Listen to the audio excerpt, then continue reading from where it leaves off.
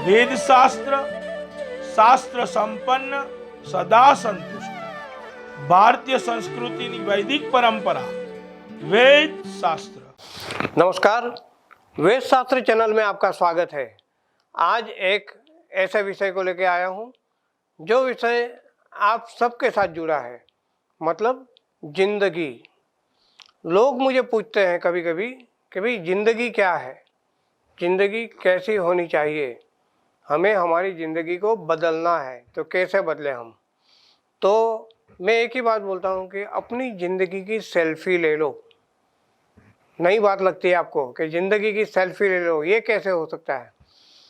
एक बात मैं आपको बताऊं कि कभी कोई फोटोग्राफर आपकी तस्वीर लेता है, तब आप उनके कैमरा के सामने देखते हैं तो वो आपको एडजस्ट करता है कि भाई इस तरह खड़े रहो, ऐसे खड़े रहो, अपना मुंह सीधा रखो, स्माइल दो, और आप उस तरीके से खड़े रहते हैं। कभी कभी वो तस्वीर लेता है तभी आपके दिल में एक छोटा सा डर रहता है। डर यानी और कोई डर नहीं, लेकिन मैं कैसा दिखूंगा, मैं ठीक दिख रहा हूँ कि नहीं, मेरी हेयर स्टाइल बराबर दिख रही है कि नहीं, मेरे साथ जो खड़े हैं उनसे मैं बराबर दिख रहा हूँ या नहीं। तो ये झिझक में कभी कभी आपकी आंखें आधी बंद आती है, कभी कभी आपका चेहरा आड़ा टेढ़ा आ जाता है, और कभी कभी आप सामने कैमरा के सामने देखते हुए इतराते हैं और अपना मुंह किसी से बात करते हैं इस तरह मुंह आड़ा कर देते हो।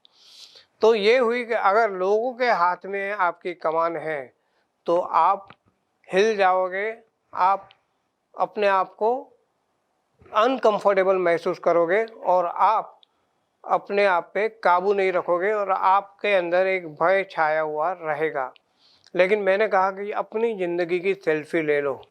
जब आप सेल्फी लेते हो तो क्या होता है कि आप कैमरा अपने हाथ में रख के सामने देखते हो। सामने देखने के बाद आप सबसे पहले देखते हो कि आप ठीक से दिख रहे हो या नहीं, और आपके मुंह में स्माइल आ जाती है।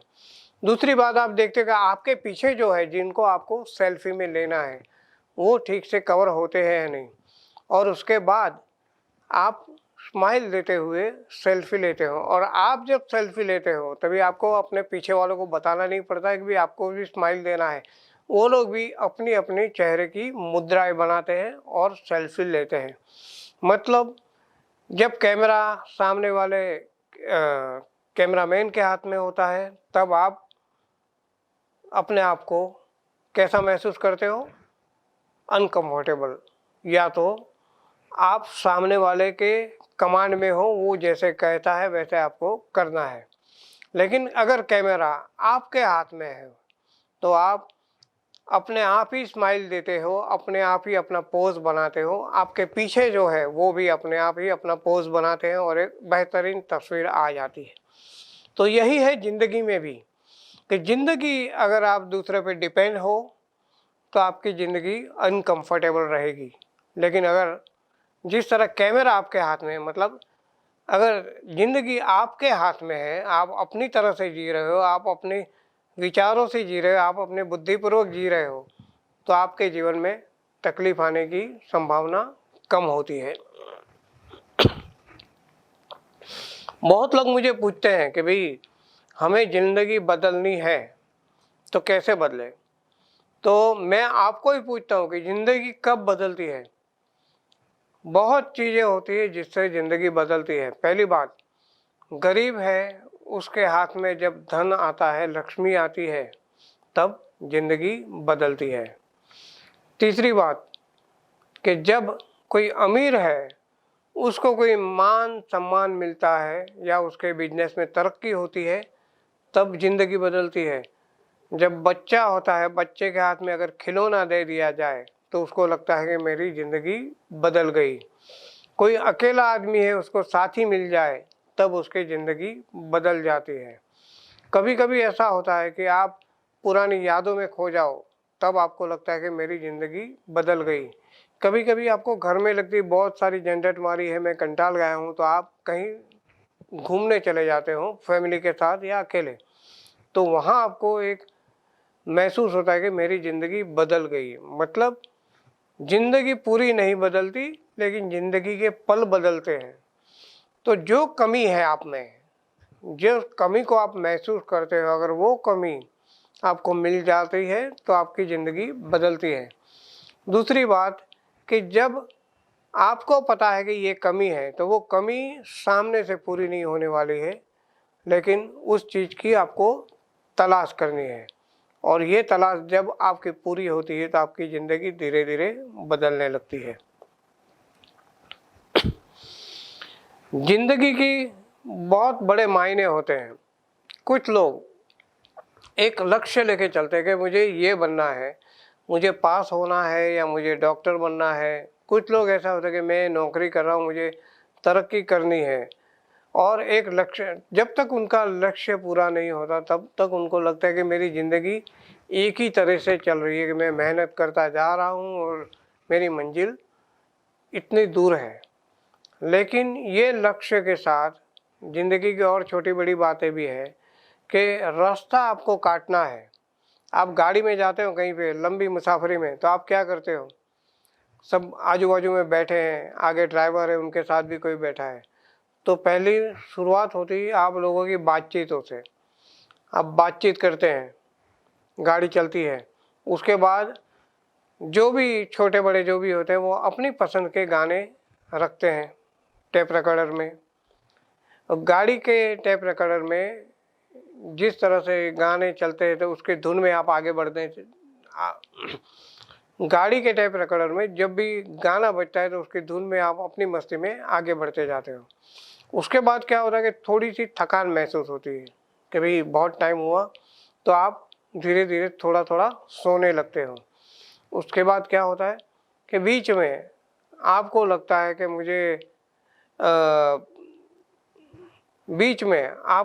मुझे थोड़ा सा ब्रेक लेना चाहिए, तो आप कहीं भी हॉल्ट में उतर के फ्रेश हो जाते हैं, नाश्ता करते हैं या कुछ खाना खा लेते हैं, चाय वगैरह पीते हैं, फिर आगे चलते हैं, और धीरे धीरे आपको लगता है कि भाई अब मैं अपनी मंजिल के नज़दीक पहुंचने आया। तब आप यहाँ से यहाँ जाएंगे, वहाँ से वहाँ जाएंगे, वो प्लानिंग में आपका दिमाग चलता रहता है और आपका सफ़र पूरा होता है। इसी तरह पे जब भी आप अपनी नौकरी या अपने अभ्यास या और कोई लक्ष्य के साथ जाते हो, तो ये सब चीज़ें भी ज़रूरी है कि आपको एक साथ बस एक ही काम ही नहीं करना है, लेकिन बीच बीच में आपके दिमाग को और मन को जो भी चाहिए, मनोरंजन चाहिए, आराम चाहिए, तसल्ली चाहिए, तो वो भी आप देते रहो। तो उससे क्या होगा कि आप जब तक आपका लक्ष्य प्राप्त करोगे तब तक आप फ्रेश रहोगे, और फ्रेश रहोगे तो आप में शक्ति का संचार रहेगा, ऊर्जा रहेगी, और आप अपने लक्ष्य को आसानी से पास कर दोगे।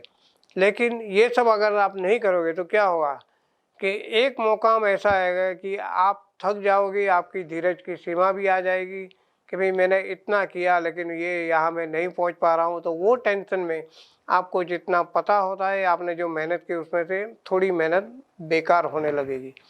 तो ज़िंदगी इस तरह भी बदलते हैं। दूसरी बात, ज़िंदगी कभी कभी ऐसा होता है कि अकेले नहीं बदलती, आपको किसी का साथ चाहिए, किसी का हाथ चाहिए। जब आपको लगे कि मेरी ज़िंदगी ये चीज़ के बिना अधूरी है, तो वहाँ किसी की भी मदद मांग लो, उसमें कोई बुराई नहीं है। जब आपको ज़िंदगी ही बदलनी है तो उस चीज़ के लिए आपको जो भी चाहिए आप हासिल कर लो, या तो किसी से मांग लो या तो किसी के साथ शेयर करो। तो इससे क्या होगा कि सामने वाला और आप दोनों का मेल मिलाप और दोनों की तकदीर जब एक साथ जुड़ेगी तो आपकी बात आगे बढ़ जाएगी।